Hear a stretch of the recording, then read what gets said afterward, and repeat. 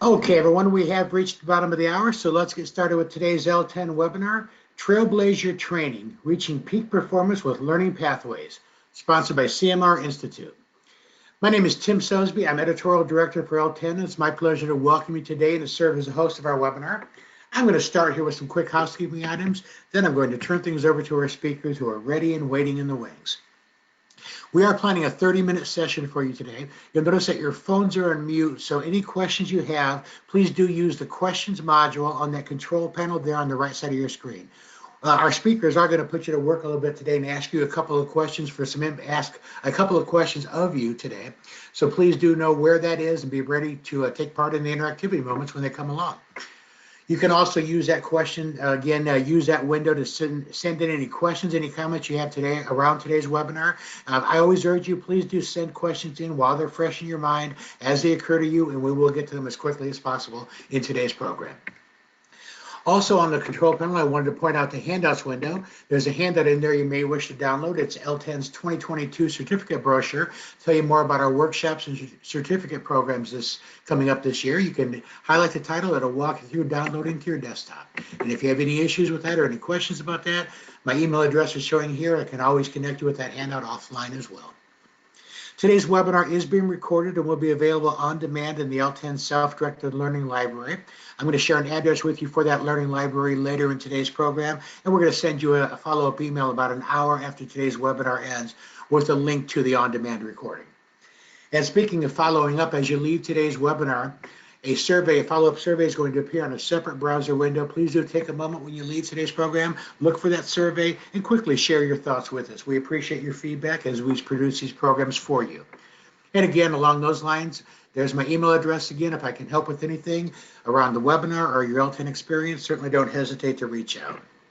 Okay, with all of that said, now I'm going to turn things over to our speakers today, Michelle O'Connor and Jenny Clark from CMR. I'm going to change screens here first to Jenny's screen. So I'm going to ask you all to bear with me while we switch presenters, and then they're going to take it away from here. Everybody, thanks for joining us today. And Michelle and Jenny, welcome. Great. Thank you so much, Tim. So good afternoon, everyone, and thank you so much for being here. I'm Michelle O'Connor, and I'm President and CEO of CMR Institute. And I'm Jenny Clark, Curriculum Manager at CMR Institute. We specialize in curating custom learning pathways from our vast library of unbiased, unbranded training content for the life sciences industry.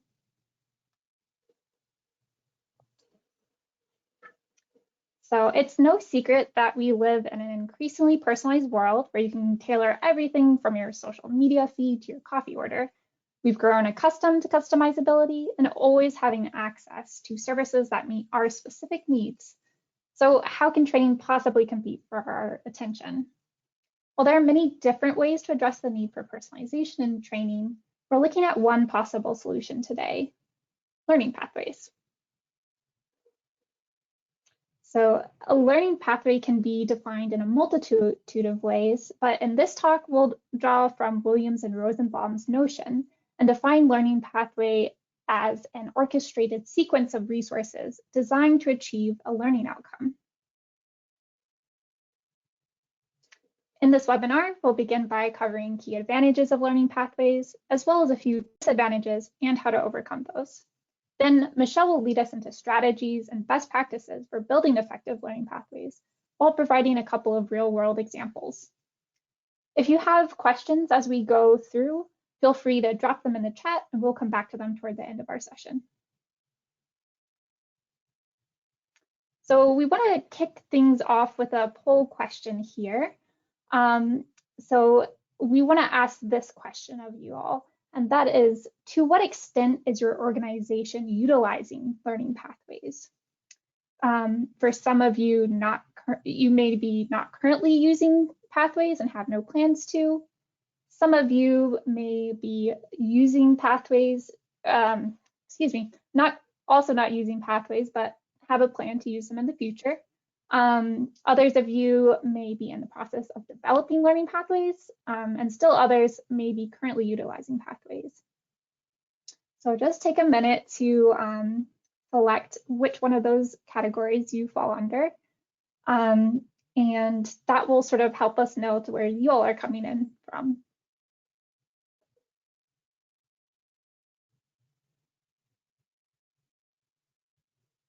Jenny, it looks like the votes are coming in very quickly. I'll ask everyone to wrap up their choices here, and then I'll close the poll in just a moment.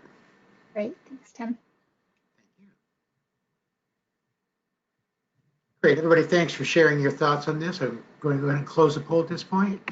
And Jenny and Michelle, here are the results. Great. All right, so it looks like we've got 34% currently utilizing learning pathways, 34% in the process of developing learning pathways.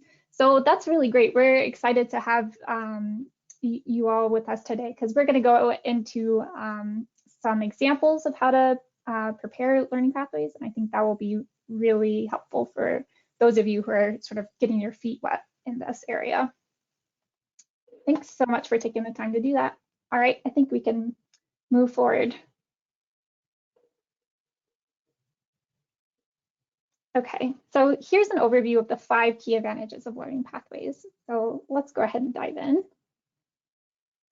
It's all too easy to be paralyzed by mountains of content. Psychologist Barry Schwartz has discussed the paradox of choice in his research, highlighting how either too much or too little choice leads to greater dissatisfaction when faced with a decision. In contrast to learning libraries, learning pathways allow for a Goldilocks amount of choice, providing a fixed amount of content with room for variation. Additionally, when content is curated for the learner, cognitive load can be minimized and the learner can save time on deciding what to learn or how to learn it. By highlighting what's essential to know and omitting extraneous information, trainers can improve retention and skill transfer. A second key advantage of learning pathways is the ability to set realistic goals. Some of you may be familiar with Edwin Locke's goal-setting theory of motivation, which is also more commonly known as SMART goals. And this stands for specific, measurable, achievable, realistic, and time-bound. And all 5 of these characteristics are true of learning pathways. Because learners know exactly what material to master, pathways offer practical and achievable goals for the learner to accomplish. So by nature, they make for a very gratifying learning experience because learners are given all the tools they need to succeed.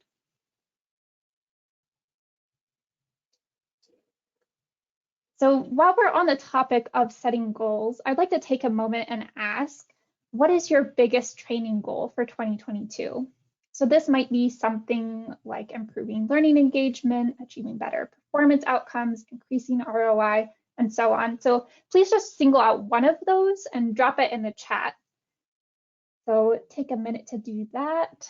And the reason we sort of want to get to know this is to know what you're specifically striving for in your industry and in your organization.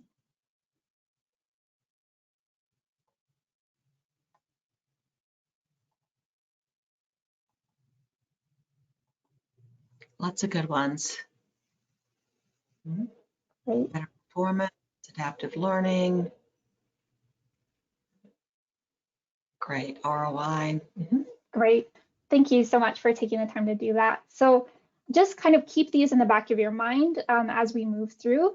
Particularly in Michelle's section of the webinar, we're going to talk through some real life examples and see how pathways might apply for your needs and help you reach your goals. So a third advantage of pathways is that they enable learners to easily note their progress along the way and applaud themselves for how far they've come. Learners set out starting with a specific end goal in mind, selling a pain management drug, for example, and they work their way through sub-skills in order to reach that outcome. Pathways also provide iterative feedback throughout, allowing learners and trainers alike to measure their growth. Fourthly, pathways can help learners to form associations between content they may not have otherwise noticed. If the learner is trying to sell a pain management drug, to go back to that example, something they hear in the analgesics module may relate to a section from the anatomy and physiology module. And if the learner hadn't interacted with these modules back to back, they may never have made that connection. So making connections like this helps the learner to retain knowledge and reinforce what they've already learned. The fifth key advantage of pathways is that they provide opportunities for managers to coach reps and to help them apply their knowledge. Because pathways are designed for specific outcomes, pathways essentially guarantee skill transfer. When starting out, learners may need a good deal of support in their role, but over the course of a pathway, they build proficiency and autonomy in the target skill. To facilitate this, managers can supplement pathways with training exercises and activities to simulate real-world scenarios. So, of course, pathways are not without limitations. One downside is that they require a good deal of work upfront on the trainer's part to set up initially.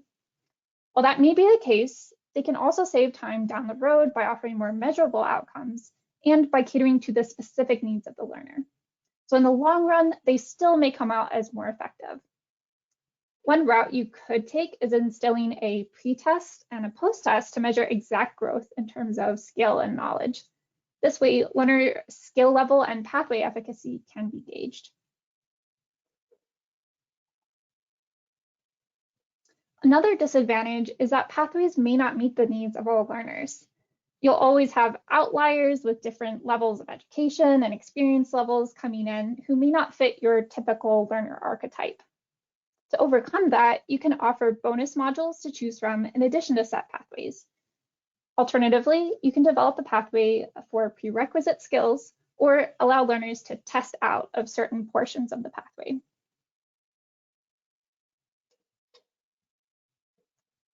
So far, we've covered some key advantages of learning pathways. Now I'll hand it off to Michelle to dive into some strategies and best practices for building pathways.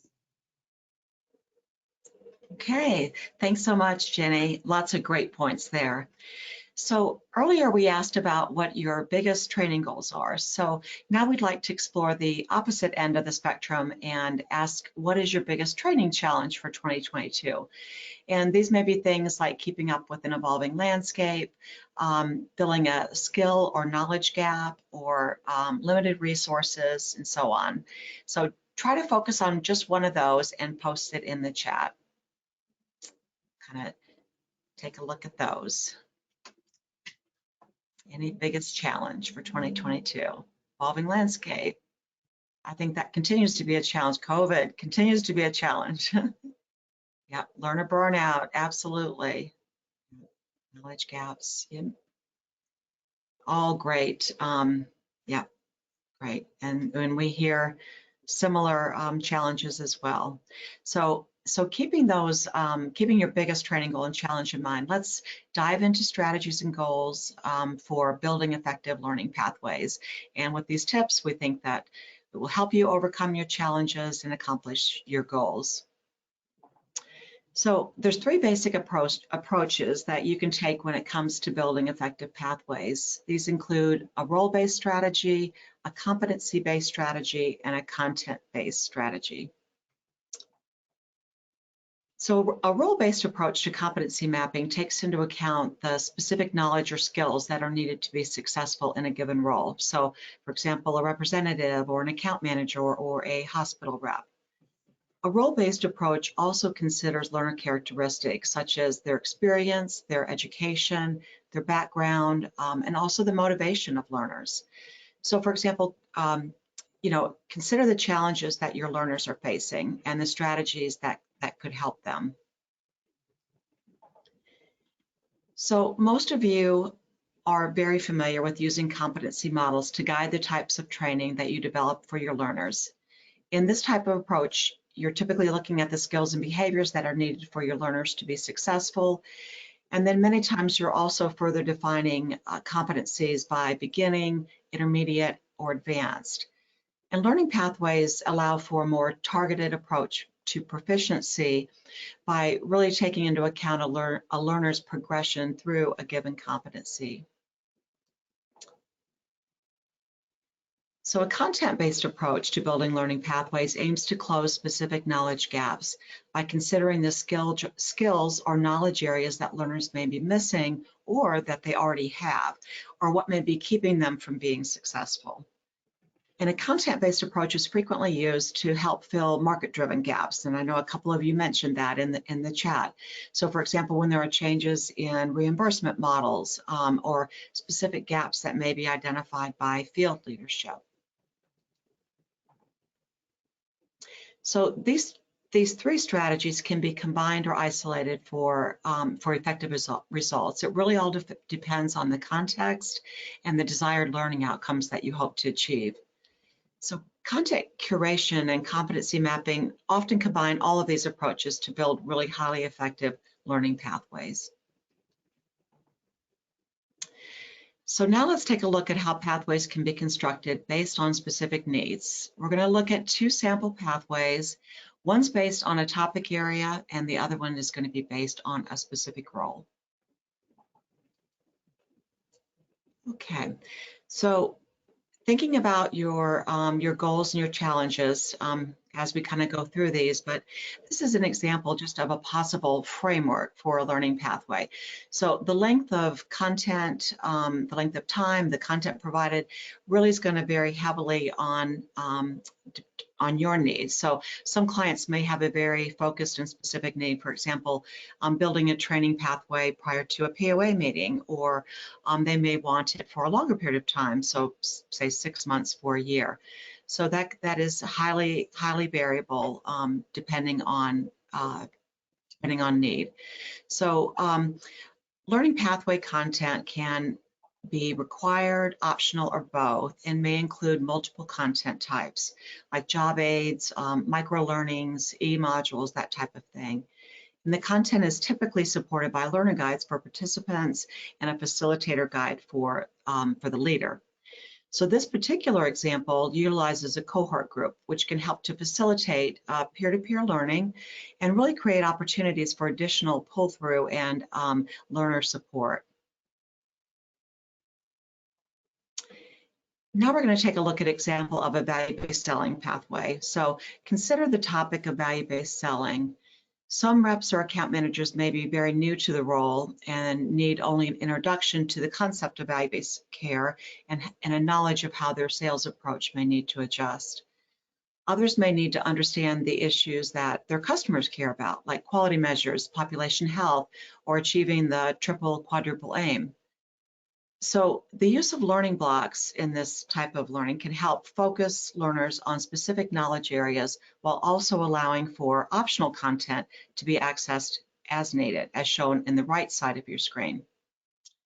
And the concept of value-based selling is multifaceted and needs to consider the market, the roles and experience of the account managers, and this is where learning pathways can really shine by providing just what the learner needs and nothing more. Okay, now we're going to take a look at a role-based pathway. So considering the topic of payers and reimbursement, many representatives and account managers are increasingly responsible for understanding not only their products, but how their products are paid for and reimbursed, as well as how their customers are being paid. So content needs in this area are heavily dependent on the role, the level of experience, the call points, and the responsibilities.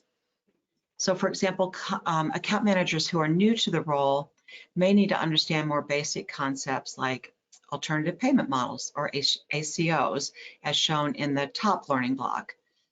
Others may be responsible for calling on large IDNs or hospital systems and need a more advanced understanding of payer finances and risk contracting, as shown in the second learning block below.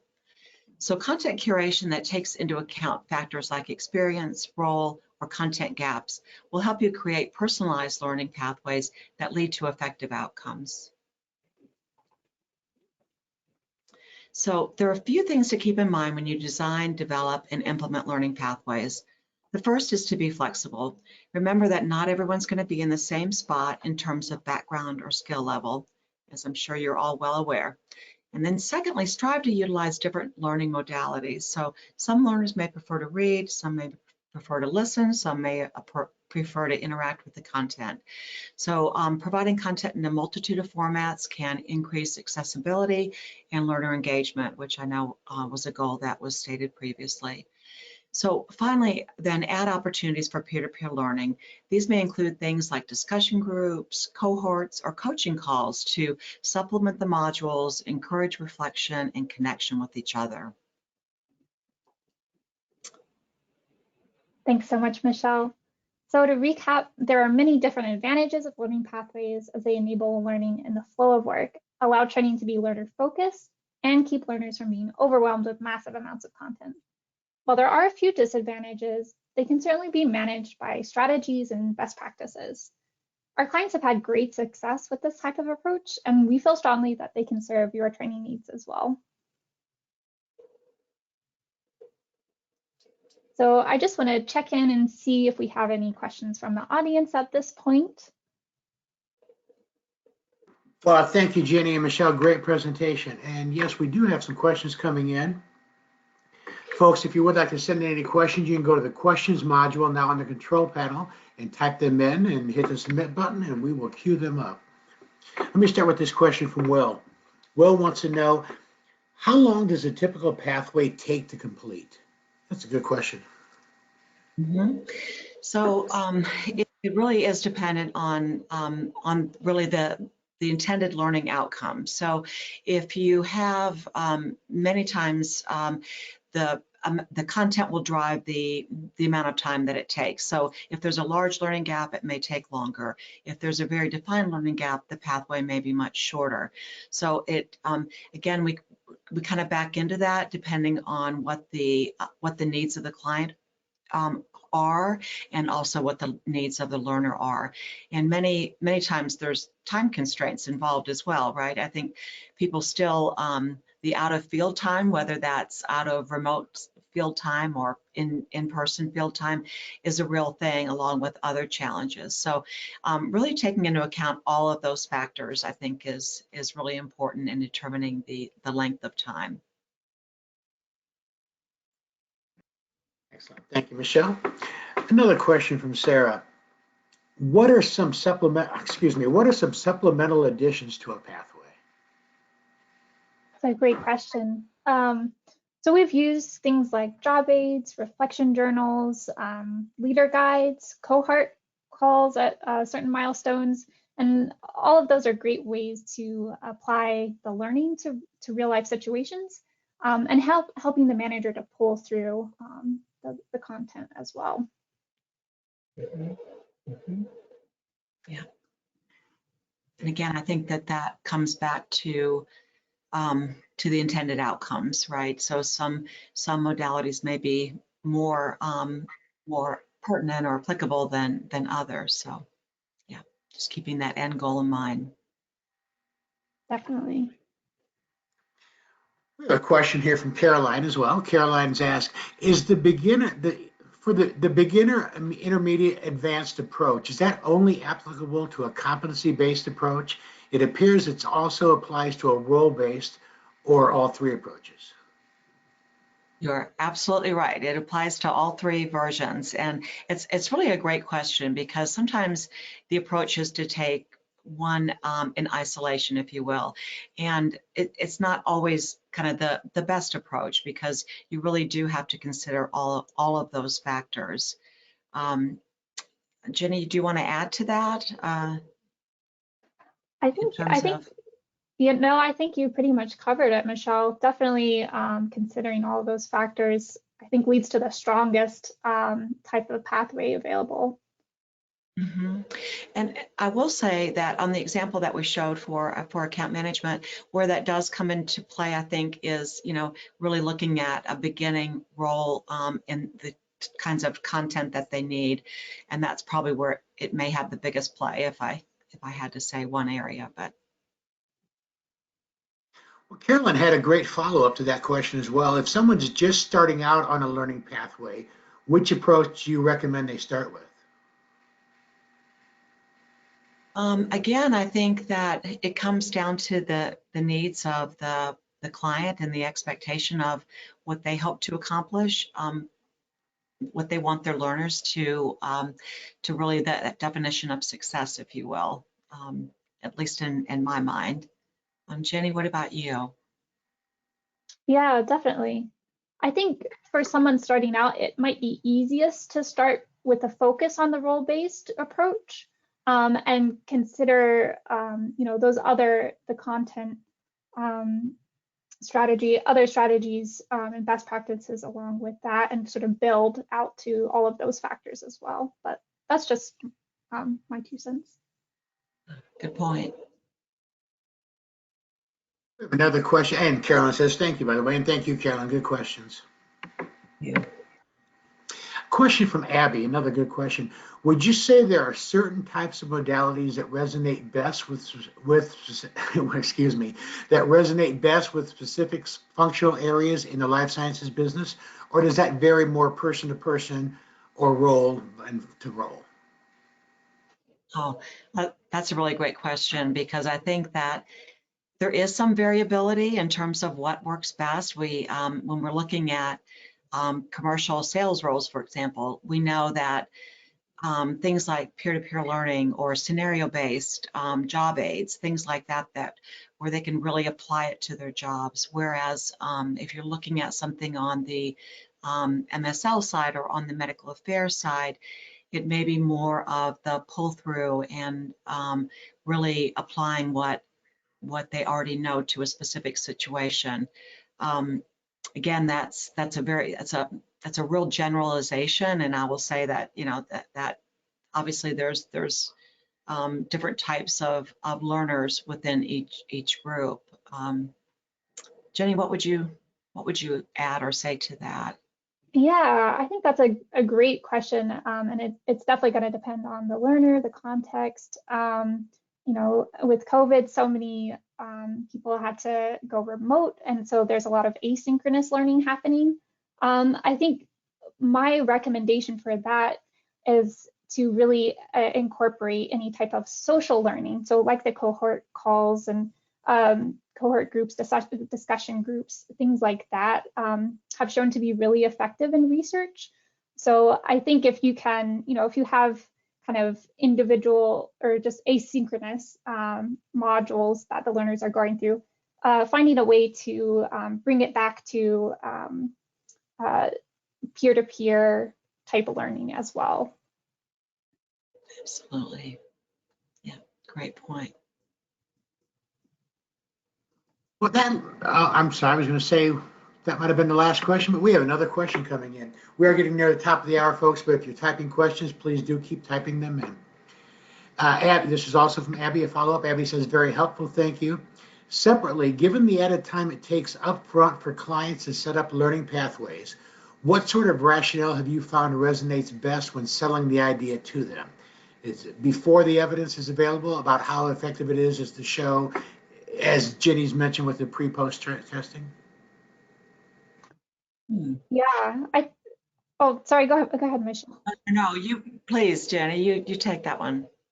Yeah, I think the pre-post learning is a great way to show that's effective. I think, turning to research, and being honest and saying, there is, some investment that has to happen before you get those returns later, but it is going to be worth it in the long run.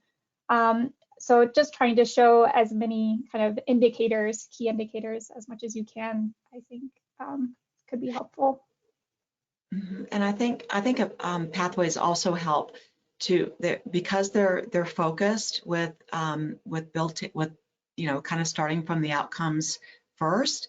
I think that also is just that personalization and the lack of extraneous material, if you will, is helpful. If that makes sense. Jenny, does that make sense? Absolutely, yes. Well, thank you both very much. It looks like we're just about to the top of the hour, so let me go ahead and close off Q&A. And Abby says it makes sense too, Michelle. Thank you. Oh, great, thank you. Those were great questions, everybody. We appreciate your involvement. If you are still typing a question, keep typing them in. We are running out of time here, but we can always take questions offline as well. So if you have a question, we're going to be here for a few more minutes. Keep typing them in. I'll also point out, which you've no doubt already seen, that Michelle and Jenny have both shared their email addresses here. Thank you for that. I am going to change back to my screen now, but if you did not get these addresses or didn't get a chance to do the view the sample pathways with the QR code. You can always access this through the recording. And again, we're going to send you an email about an hour from now with the link to that recording as well. So bear with me while I change back to my screen here very quickly. And just as we close out today, I'm going to invite you to end with some invitations. So we are getting close to this summer's big 51st L10 annual show. L10 2022 will take place June 13th to 16th in San Antonio, Texas. Hope you can join us for that. The call for nominations, nominations for the L10 Excellence Awards ends tomorrow. So if you want to do an award nomination, it is not too late. Please do get that in by end of day tomorrow. We would love to be able to call your name during the award ceremony taking place at L10 2022 this summer. I also wanted to point out there are 2 scholarship programs available to help you with augment the cost of learning programs like the L10 2022 conference or our workshop programs. There's a field trainer scholarship program and a new Chuck Pearson Learning Scholarship named after our dear friend and board member Chuck Pearson. You can find out more information on both of these and apply by February 28th at l10conference.com. Also available at the conference, of course, will be the usual field trainer tracks, sales training tracks, measurement, instructional design, something like 15 tracks. So certainly you can find out more information about the upcoming workshop tracks and other elements of the conference, the exhibit hall, the keynotes and learning labs and networking opportunities. Please do plan to join us for L10 2022 this year. Also wanted to point out the L10 e-learning lounge. While you're on the website, certainly drop by and check out the e-learning lounge. We now have 15 micro-learning programs available for your training needs. So you can certainly check those out on the L10 website. Here's a quick look at the current events calendar. This changes quite a bit, so things do change quite a bit on here, get added to it. So it's always a good idea to bookmark the calendar page on the L10 website and refer back to it often, but you can see what's coming up currently in the L10 spring and a little bit beyond quarter here. And finally, I'm going to end with an invitation to join us for our next webinar. We'll be back here on Thursday, February 24th to talk about modern sales enablement tools. We also have programs you can see on coming up this month, 2 more coming up this month, and we've got a busy March ahead of us. You can find out more information and view more programs and find out more information and register at l-10.org/webinars. Here's the address for the Self-Directed Learning Library where you can find today's recording. Again, we're going to send you an email about an hour from now with the link to that recording. And finally, there's my email address. If I can help with anything, certainly don't hesitate to reach out. So let me end with some thank yous like I always do. I want to thank our speakers today, Michelle O'Connor and Jenny Clark. Great presentation. I guess we have some audience members saying the same thing in the chat window. Thank you both for joining us today. Thank you so much, Thank you, Tim. Tim. And let me thank also CMR for sponsoring today's program as well. So thank you for that. And let me thank the audience for your time, attention, and participation in today's program. Let me wish you a good rest of your day, a good rest of your week, and we will talk to you all soon. Bye-bye, everyone. Bye. Bye. Bye.